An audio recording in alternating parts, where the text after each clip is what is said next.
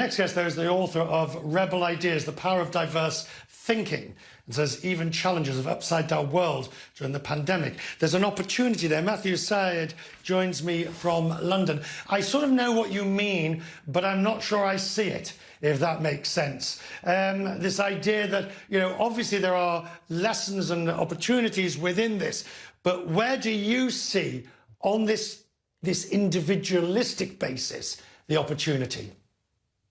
Well, I think that we have to remember that capitalism is a resilient system, and even though this is an extremely difficult period and it's affected different companies in different ways in a rather random fashion, nevertheless, I do think that there will be opportunities for business to grow from the rubble, to really come up with new ideas, and try and redefine the way we work, the way we interact, the way we trade.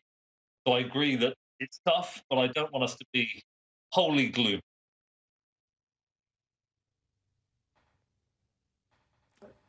I'm glad you said that, because one of the reasons we really wanted to talk to you at the end of our programme tonight is we've heard the downside. But I'm wondering if you've got examples, or you know of examples, where you are already seeing that entrepreneurial innovation, and I'll add the word inspiration, that goes with it too. Well, I mean, I'll come up with two examples, if I may. One from, you mentioned schools and how difficult it's been for young people, and pressure's gone up, suicide, as you say, gone up, and this is extremely regrettable. Well, I do think there are some schools that are accentuating the fact that change is a part of life, disruption is a part of life, and they're trying to equip their students with the resilience and stability that they can be such important when they leave school and university. I just hope that we keep an eye on that. I have to say, I'm getting a huge amount of feedback, so I'm hearing my own voice about 2 seconds after answering each question, which is probably making me more hesitant. In the business sphere, I think there's a massive opportunity, amongst other. Oh, it's gone now, so I'm a bit more clear. There's a massive opportunity, just to give one example, to rethink the way we do meetings. I mean, it's very well known that meetings are highly dysfunctional. People tend to say not what they think, but what they think the leader wants to hear. And I think with this virtual environment, giving people the opportunity to speak up, to share their diverse ideas, we're going to get better decisions if we take that opportunity. Firstly, Matthew, congratulations.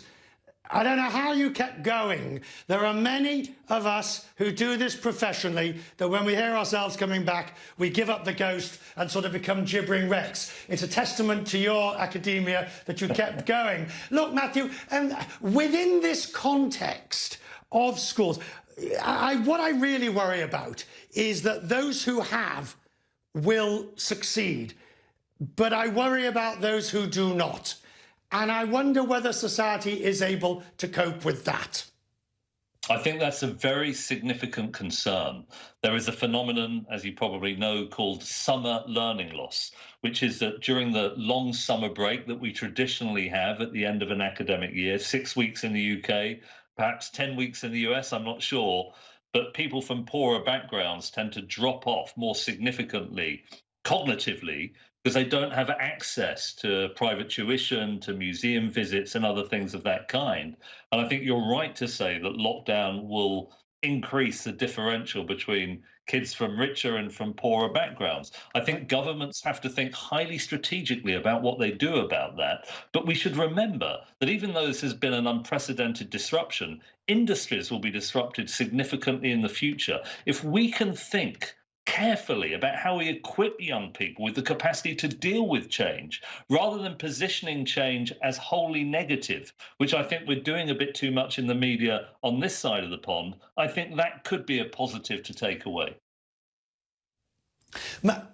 Matthew, 2 years' time, 3 years' time, assuming we'll both still be around, please God, let's talk about the change that we've seen, and we'll keep doing that for the years ahead. Very grateful that you've ended on that very positive note for us tonight on the change and how we can take advantage of it. Matthew Syed joining me, and hats off for battling on.